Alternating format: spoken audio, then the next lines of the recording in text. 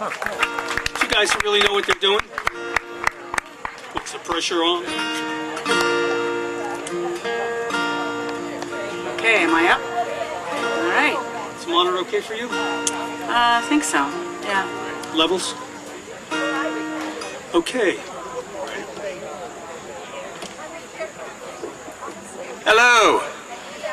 Cheryl Lawrence and Steve Kaplan have been singing together for more than 3 decades. More recently, as Great Blue, their beautifully crafted harmonies have been heard at coffee houses throughout their native Hudson Valley.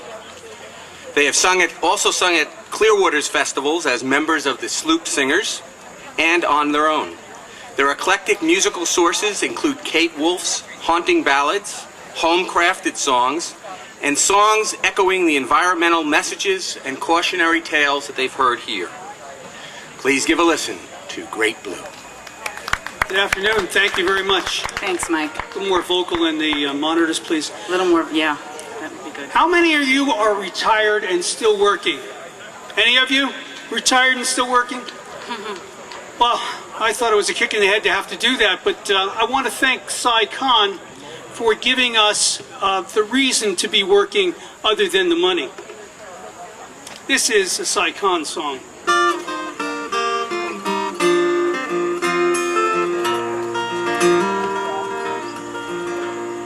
I've always worked for a living, and I've always worked just as hard as I can. My mama was a good-hearted, hard-working woman, but Daddy was a hard-working man. I'm proud to be in the family of people who work for a living each day. If you're looking for good-hearted, hard-working people, you won't find no better, nowhere, no way.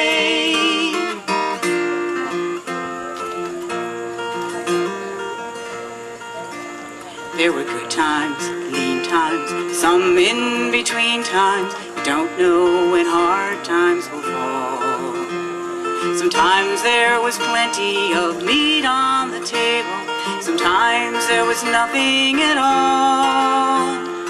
I'm proud to be in the family of people who work for a living each day. If you're looking for good-hearted, hard-working people, you won't find no better, nowhere, no way.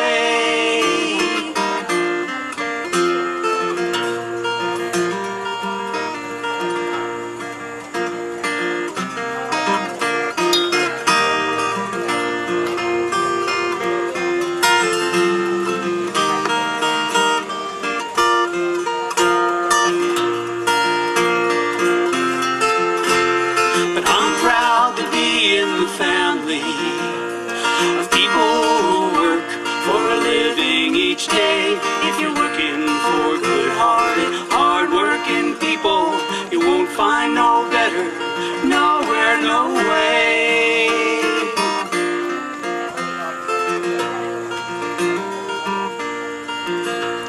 We look at our children, our hope for the future, some of the best work we've done. If they turn out as good-hearted, hard-working people, then we've earned our place in the sun. I'm proud to be in the family of people who work for a living each day. If you're looking for good-hearted, hard-working people, you won't find no better, nowhere, no way. You won't find no better, nowhere, no way.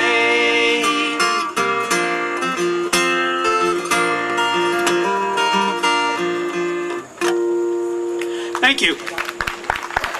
Somehow, singing outside, our voices seem lower, don't they? How about the next song?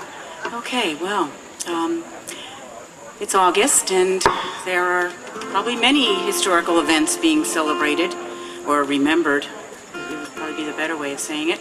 And this is a song of an event that we certainly should remember. This is called 1,000 Candles, 1,000 Cranes, and this was a song written by Rich Prezioso from the Small Potatoes.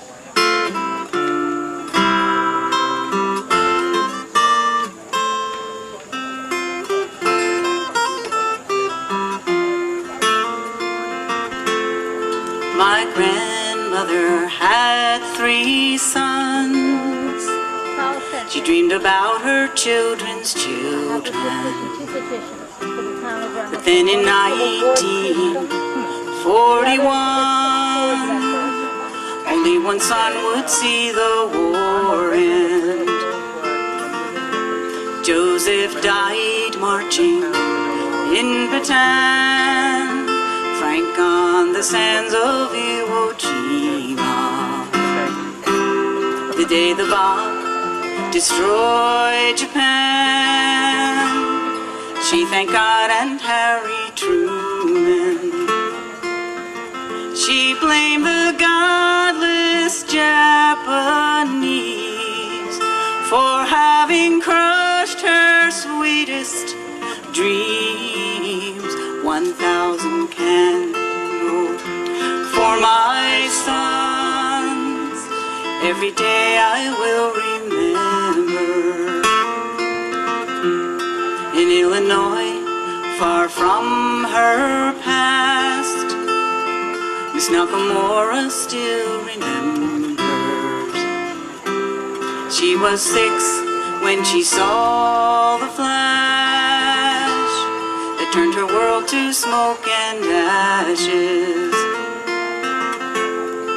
Her mother taught her well, run from the fire to the river, and there she found a living hell, but not a mother or a father. Though she survived with just a scrape, her family vanished into space. 1,000 sons, 1,000 cranes, every day I will remember.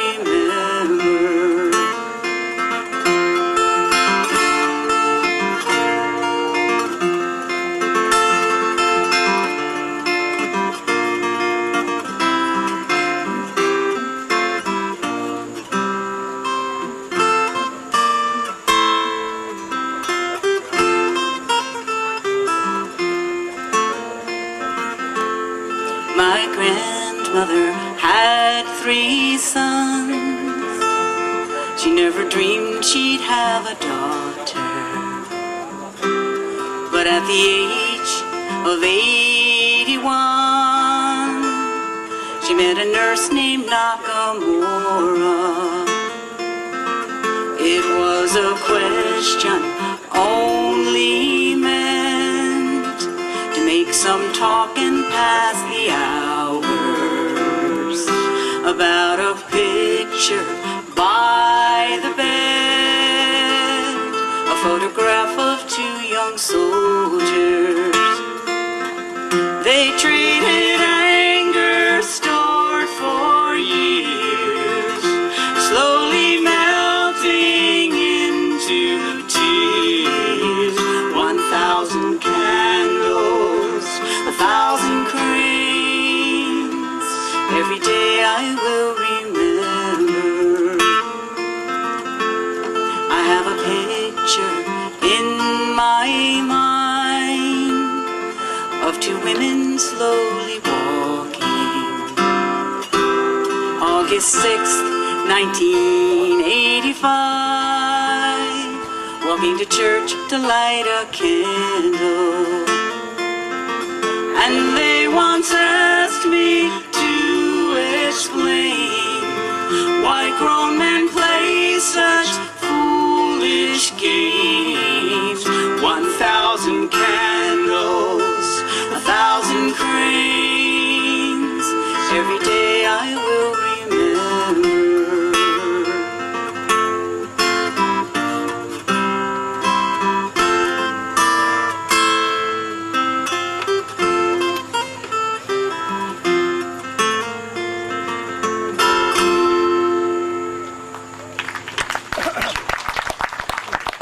Thank you. Well, there are a number of people from the Beacon Sloop Club here today, as you heard Michael talk about. And the flagship of the Beacon Sloop Club is the Woody Guthrie, a 1/3 scale model of the Clearwater. Guess what? It's made of wood.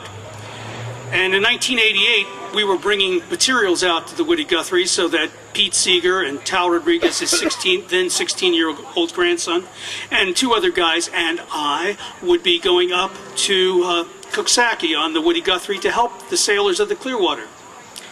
And the equipment boat went under, and me with it, and another fellow. So I put up at Pete's house overnight, and when I woke up this morning, then the next morning, from the top of Sugarloaf, just south of Beacon, I saw a beautiful scene in front of me. And then this is what transpired.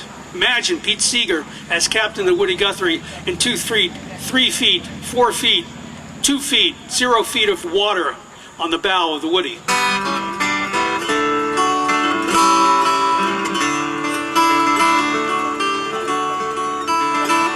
When we started out this morning, I'd asked myself again, why were we up so early and easily sleep till 10? And I looked at the Hudson, began to stuff my sack. It was time for us to sail again, bring the pumpkins back. My family had asked me just when I might return. It depends on how the wind blows off our beam or at our stern. If our sails are full, we'll get there just in time to meet our friends. Help the sailors of Clearwater sell their pumpkins once again.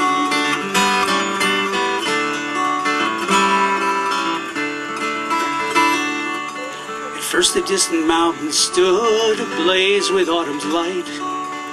Then a snow squall hovered there and dropped a shroud of white. Stood on board and marveled as we leaned against the rails. Suddenly the storm peeled off and headed for our sails. It instantly got colder, but I had my woolies on. I asked the first mate next to me, say, where the others gone? But I never got an answer. The boat heeled towards one side. 2 men shot out from below with both eyes open wide. Well, the wind was blowing 40 and the taffrails in the drink. Half and rafe the mainsail, it's a judgment call, I think. Our captain's on the foredeck, cause the channel's getting tight. But we'll make it to Coxsackie, we'll be there tomorrow night.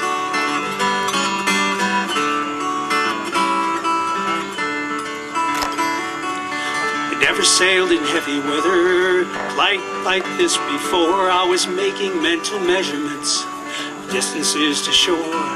It was such a narrow channel to be sailing so close hauled.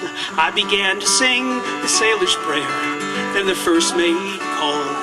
I pulled my main sheet in a bit, saw him nod his head. His gaze inspired confidence, still I felt some dread. Then I looked around the Woody at its sails and mighty mast, saw that it could easily weather such a windy blast. Well, the wind is blowing 40 and the taffrail's in the drink. We haven't reefed the mainsail, it's a judgment call, I think. Our captain's on the foredeck, cause the channel's getting tight. But we'll make it to Coxsackie, we'll be there tomorrow night.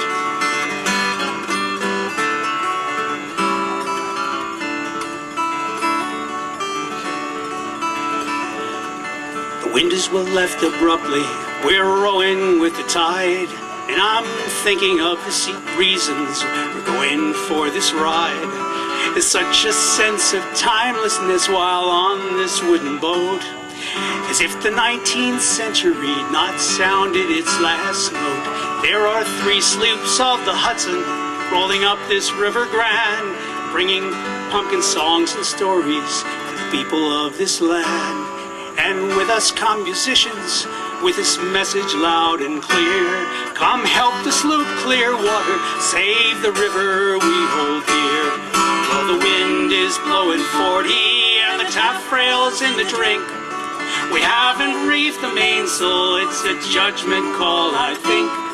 Our captain things on the foredeck, but the channel's getting tight. But we'll make it to Cuxhacky, we'll be there tomorrow night. Yes, we'll make it to Cuxhacky, we'll be there tomorrow night.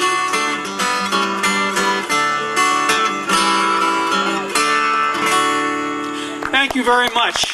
For those of you who want to make reservations, sail on the Woody. It's in great condition, even after that storm. We're Great Blue. Thank you.